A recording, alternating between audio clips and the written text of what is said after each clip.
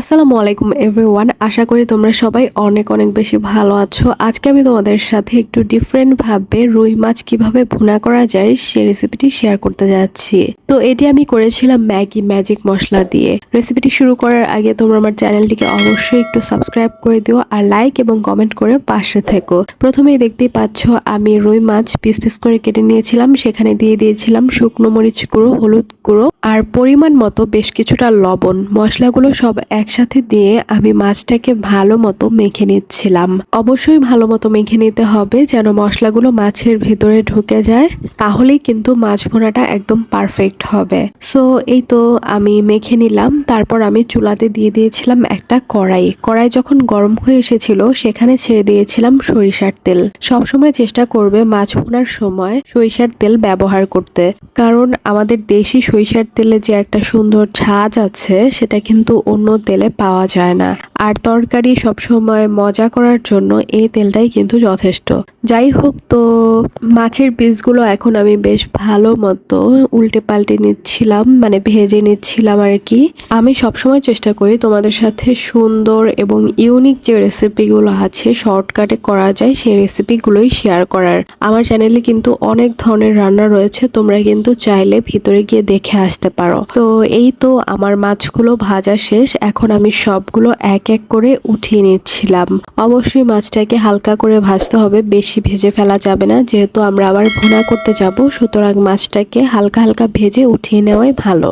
তো তারপর এখন আমি ওই একই তেলে দিয়ে দিয়েছিলাম পেঁয়াজ কুচি দেওয়ার পরে ভালো মতো বেশ কিছুক্ষণ নেড়ে চেড়ে পেঁয়াজ কুচিটাকে ভেজে নিচ্ছিলাম। পেঁয়াজ কুচিটা একটু ভালো মতো ভাজা হলে পেঁয়াজের যে কাঁচা একটা গন্ধ থাকে সেটা কিন্তু চলে যায় এবং মাছ ভুনাটা একদম পারফেক্ট হয়। তো এই তো পেঁয়াজ কুচি আমার ভাজা শেষ। তারপর আমি এখানে দিয়ে দিব হালকা আরো কিছু মশলা। যেমন প্রথমে আমি দিয়ে দিয়েছিলাম বাটা মশলার মধ্যে ছিল আদা বাটা ও রসুন বাটা। আদা বাটা আর রসুন বাটা আমি 1 চা চামচ দিয়ে দিয়েছিলাম, দুইটা একসাথে করে। তারপর আমি এখানে টমেটো দিয়ে দিয়েছিলাম। টমেটোটা আমার ফ্রোজেন করা ছিল, তাই আমি আর আলাদাভাবে কাটিনি, ফ্রোজেনটা নিয়ে দিয়ে দিয়েছি। তো টমেটোর মৌসুমে কিন্তু আমি টমেটো ফ্রোজেন করে রেখে দিয়েছিলাম, সেই ভিডিও কিন্তু আমার চ্যানেলে রয়েছে, তোমরা চাইলে দেখে আসতে পারো। এখন দিয়ে দিয়েছিলাম গুঁড়ো মশলা। এখানে ছিল শুকনো মরিচ গুঁড়ো, হলুদ গুঁড়ো, ধনিয়ার গুঁড়ো আর লবণ। ধনিয়ার গুঁড়োর সাথে আমি জিরা গুঁড়ো অ্যাড করে দিয়েছিলাম। তারপর হালকা একটু পানি দিয়ে দিলাম আমি, যেন মশলাটা লেগে না যায়। পানিটা না দিলে কিন্তু মশলাটা পুড়ে যেতে পারে। সুতরাং ভুনা করার জন্য যে আমরা মশলাটা কষিয়ে নিব সেই কষানোটা তখন ভালো হবে না। যাই হোক, সো এ পর্যায়ে আমি ভালো মতো মশলাগুলোকে একদম কষিয়ে টষিয়ে নিচ্ছিলাম। তারপর আমি ঢাকনা দিয়ে ঢেকে দিলাম। আজকে আমি তোমাদের সাথে ইউনিক ভাবে এই রেসিপিটা করছি ম্যাগি ম্যাজিক মশলা দিয়ে। আমাদের বাসায় দেখা যায় বাচ্চারা থাকে, বাচ্চারা বেশিরভাগ সময় দেখা যায় শুধু মাংস খায়, মাছ একদমই খেতে চায় না। সুতরাং তোমরা কিন্তু ওদেরকে এই যে ম্যাগি ম্যাজিক মশলা যেটা, এটা দিয়ে যদি রান্না করে দাও অন্য একটা ফ্লেভার পাবে এবং খুব সহজে ওরা মাছ দিয়ে ভাত খাবে এবং চেটেপুটে খাবে। সো এই তো দেখতেই পাচ্ছ, এখন হচ্ছে আমি মাছটাকে ছেড়ে দিলাম আর একটু ভালো মতো নেড়ে চেড়ে নিচ্ছিলাম যেন মশলাটা ঢুকে যায়, কষানো যে মশলাগুলো ছিল সেগুলো।